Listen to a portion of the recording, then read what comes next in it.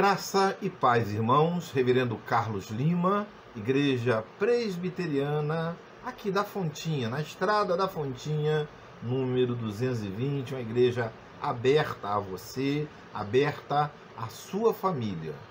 Nós queremos iniciar esse estudo, esta reunião de oração, esta edificação do povo de Deus, lendo a palavra de Deus, que se encontra lá em Mateus capítulo 5. Nós vamos ler apenas o verso de número 13. É um chamado para a nossa alma, para o nosso coração. Nós estamos nos preparando para a Páscoa, para celebrar o sacrifício, mas também a ressurreição do nosso Senhor e Salvador Jesus Cristo, que nos deu vida, que nos deu alegria, e agora nós passamos a olhar para nós mesmos, olhar para aquilo que precisamos aperfeiçoar em nossas vidas. Então eu convido a você para essa leitura, Mateus 5,13, que diz: Vós sois o sal da terra. Ora, se o sal vier a ser insípido, com que lhe há de restaurar o sabor? Para nada mais presta, senão para ser lançado fora e ser pisado pelos homens. O Senhor está falando que nós somos sal da terra. E sal tem que salgar. Sal tem que cumprir o seu papel. Reflitamos sobre essa nossa importância nesse período. Vamos orar? Querido Deus, amado Pai, louvamos, bendizemos o Teu nome, e neste momento agora, Senhor Deus, em que nos preparamos para este estudo, pedimos a Tua orientação e direção, para que o Teu povo possa ser edificado e crescer em conhecimento e graça de Cristo Jesus. Oramos em nome do Senhor Jesus, na força e consolação do Espírito Santo. Amém. Queridos, nós agora vamos participar de uma mensagem musical. Prepare o seu coração para o estudo. Que Deus abençoe você. Não é que os meus dias sejam sempre sol, pois nuvens aparecem sem me avisar. E quando tá escuro, eu também tenho medo.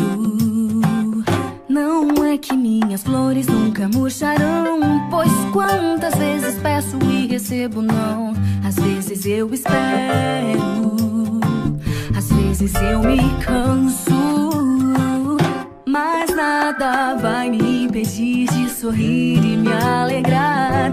Eu posso confiar, pois todo o tempo meu Deus comigo está. Tenho paz, em Cristo eu tenho paz. Eu venço as tempestades, seguro e escondido no Senhor. Tenho paz, não dá pra entender. No meio do deserto, eu vejo a esperança renascer. Tenho paz.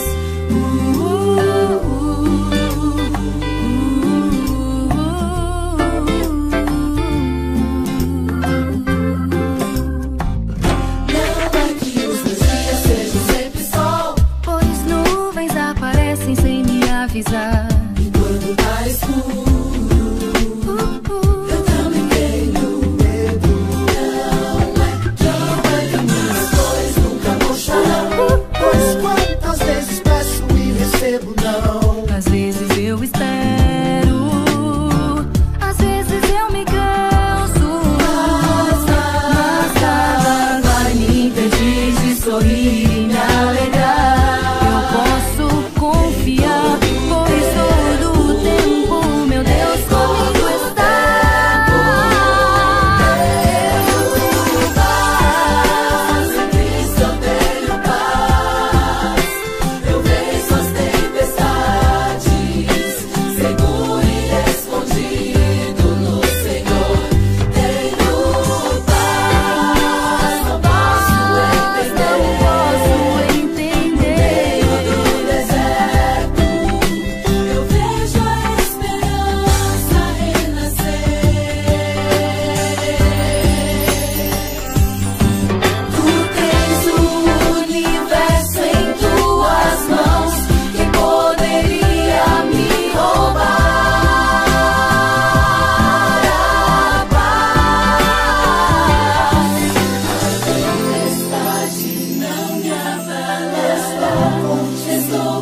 comigo.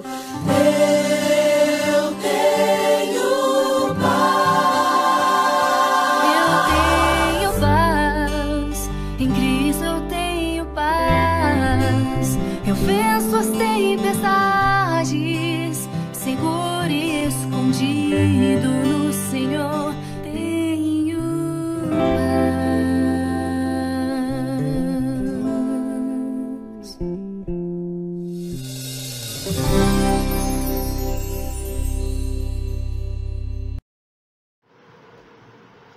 Prosseguindo no estudo do breve catecismo, chegamos às perguntas 76 a 78, que nos fala sobre o 9º mandamento, que trata do falso testemunho. Falso testemunho, 9º mandamento. Pergunta 76. Qual é o 9º mandamento? Resposta: o 9º mandamento é: não dirás falso testemunho contra teu próximo.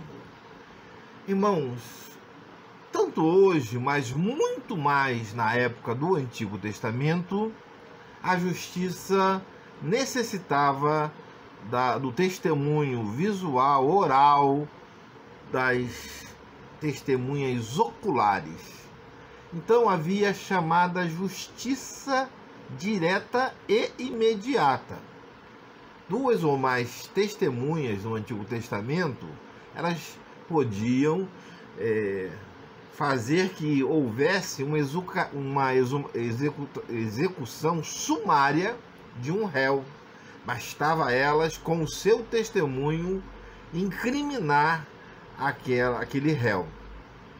Sendo assim, irmãos, um falso testemunho, a injustiça, uma testemunha comprada, era algo temível, terrível, mas também irremediável, porque em alguns casos, como eu disse, dava a morte momentânea, sumária, no mesmo momento. Então note como era importante o peso do testemunho leal, do testemunho honesto daquilo que era visto. Os acusadores também deveriam ser os carrascos, como que cúmplices de sangue e responsabilizados pelo seu testemunho. Olha o que diz Deuteronômio 17, versos 6 e 7.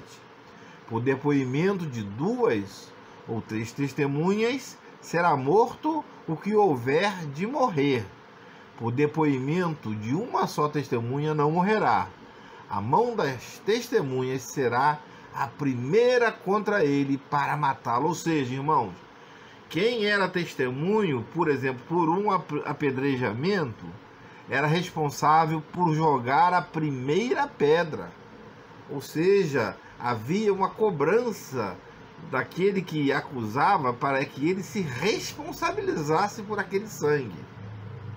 Sendo assim, testemunhar falsamente, nesse contexto do 9º mandamento, também equivaleria à quebra do 6º mandamento, isso é, de matar. A falsa testemunha era considerada uma homicida. Então, quem quebrasse, no caso, esse 9º mandamento, estaria também quebrando o 6º mandamento. Ou seja, estaria matando alguém, assassinando, porque pelo seu testemunho falso alguém morreria. Note como era importante esse testemunho. Sendo assim, falsas testemunhas podiam acusar os seus inimigos ou serem compradas. Isso aí havia muito. Foi por meio desses duas testemunhas malignas que Jezabel, lá em 1 Reis capítulo 21, ela de modo oficial, matou Nabote, e a sua vinha foi usurpada para que então o rei pudesse usufruir daqueles frutos da vinha de Nabote. Irmãos, com testemunhos falsos, Jesus também foi julgado e condenado a essa morte de crucificação. O falso testemunho, então, é alguma coisa terrível. Mesmo hoje, com todos os recursos técnicos de perícia criminal, sindicância, inquirições. Nós vemos pessoas que são presas injustamente porque são reconhecidas de maneira parcial ou não são reconhecidas por aquele que está fazendo aquela acariação tanto das pessoas quanto das fotos, e pessoas que muitas vezes culpa nenhuma têm são presas.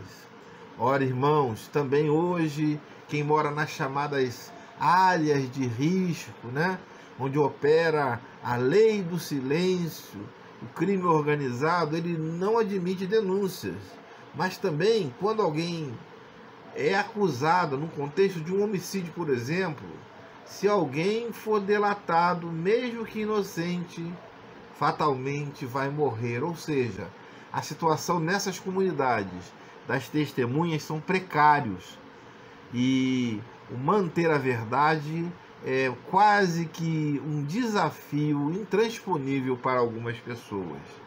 Mas nós, como crentes, devemos manter a nossa palavra fiel, de sermos testemunhas fiéis, e não dar esse falso testemunho. Ou seja, irmãos, nessas comunidades, o império da marginalidade, o medo cega e ensurdece pessoas, e muitas vezes nós, por não darmos o nosso testemunho por medo, nós também injustiçamos outras pessoas.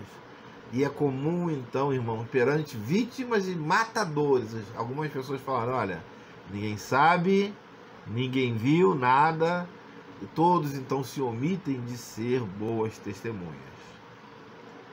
Qual é a exigência desse 9º mandamento? A exigência do 9º mandamento é que a verdade exige, né, a verdade entre os homens, exige também a manutenção da boa reputação e da reputação nossa e do nosso próximo, especialmente quando somos chamados a dar testemunhos. Essa é a exigência da verdade, para manter nossa boa reputação, do nosso próximo também, e naquele ambiente que nós somos chamados para testemunhar, para dizer a verdade, nada mais do que a verdade. O crente tem o dever e a incumbência de testemunhar a justiça e o bem. Lhe cabe a obrigação de promover a verdade. Somente assim manterá a própria honra, a honra de cristão, e preservará também a honra do próximo, especialmente no contexto da sociedade em que nós vivemos. Quais são as proibições deste mandamento, então, irmãos? O 9º mandamento, ele proíbe tudo o que é prejudicial à verdade. Então, qualquer coisa que for prejudicial à verdade, a meia-verdade, a falsa verdade, aquela verdade eclipsada, está proibido. Ou também aquilo que é injurioso, tanto a reputação como a nossa, né, e a de nosso próximo. Então, algum que é injurioso, ou seja, que é mentiroso, que traz ofensa, é proibido, porque nós devemos falar e viver na verdade. A verdade, então, irmãos, é de natureza divina. Deus é verdade, Deus é verdadeiro. E a mentira, ela tem um original, é essencialmente demoníaco. O diabo é o pai da mentira. Cristo é verdade, o diabo é a mentira. Viver e proferir, então, a verdade significa agir conforme a vontade de Deus. Mas, irmãos, verbalizar a mentira é maligno, e esse que verbaliza, ele é um agente de Satanás. A palavra do crente, então, segundo Tiago 5:12, é sim, sim, não, não. Assim como Jesus é a verdade, o crente deve ser verdadeiro em tudo, em qualquer circunstância, irmãos. O falso testemunho e também a omissão da verdade são impróprios ao crente e opostos à realidade cristã. Cristão fala a verdade, cristão é servo de Deus, é filho de Deus, então ele sempre estará falando e vivendo dentro da verdade. Amém, queridos? Nós temos agora, na nossa avaliação, duas perguntas. A primeira delas é que no contexto do Antigo Testamento, o que era a justiça direta e imediata? Segunda pergunta, o que proíbe o 9º mandamento? Que Deus abençoe você, rica e abundantemente. Futuramente nós estaremos corrigindo todas essas perguntas. Amém? Então, nós vamos passar agora ao a reunião de oração, juntamente com todos os irmãos e também as petições para a graça de Deus. Que Deus abençoe você, que Deus esteja com você. Amém. Após, então, esse estudo, onde nós pudemos fluir dos conhecimentos da Palavra de Deus, no 9º mandamento, queremos, com os irmãos, orar pelas famílias, por nossa igreja, orar por todos aqueles que precisam da intervenção de Deus. Quero lembrar, primeiramente, dos enfermos, das famílias enlutadas. Quero lembrar daqueles que passam lutas dentro do seu próprio lar, para aqueles que estão desempregados, subempregados. Quero lembrar daqueles pedidos daquelas pessoas: pastor, ora por mim, pastor, ora por minha família, pastor, ora por tal motivo. E nós estamos sempre orando, e agora de forma geral e global, lembrando também desses pedidos, irmãos. Queremos lembrar da Igreja Presbiteriana do Brasil, dos seus sínodos, do Seminário Presbiteriano do Rio de Janeiro, do nosso presbitério, todos os presbitérios e igrejas, presbíteros, pastores, diáconos, lideranças, sociedades, para que o Senhor nos abençoe. Lembrar também da Igreja da Fontinha, a sua questão na justiça, dos seus membros, do seu trabalho, para que Deus continue nos abençoando rica e poderosamente. Irmão, curve agora a sua cabeça. Vamos falar com Deus em oração. Amado Deus, querido Pai, louvamos, bendizemos o Teu nome. E neste momento, Senhor Deus, de busca do Senhor, queremos entregar as nossas vidas na mão do Senhor, pedindo que o Senhor estabeleça a Tua paz, a Tua harmonia, a Tua calma e moderação em nossos corações, para que possamos olhar na direção do Senhor e crescer fielmente conforme o Senhor determina a cada um de nós. Seja, Senhor Deus, com os nossos lares, com os enfermos, com todos aqueles pedidos que acabamos de lembrar, por aqueles que sofrem, que choram, por aqueles que estão enfermos. Senhor, queremos entregar todas as coisas nas Tuas mãos. Em nome do Senhor Jesus nós oramos. Amém. Querido, amém. Que Deus abençoe a sua família rica e abundantemente. O restante de semana abençoado nas mãos do Senhor. Receba agora a bênção que vem do Senhor. Que a graça do nosso Senhor e Salvador Jesus Cristo, o Filho do Deus vivo, que o amor do Deus Pai, o Todo-Poderoso, Criador do céu, da terra, vosso Criador, e as ternas e doces consolações do Espírito Santo, seja com todos vós e com todo o povo do Senhor, agora e pelos séculos dos séculos. Amém. Amém, querido. Deus abençoe você.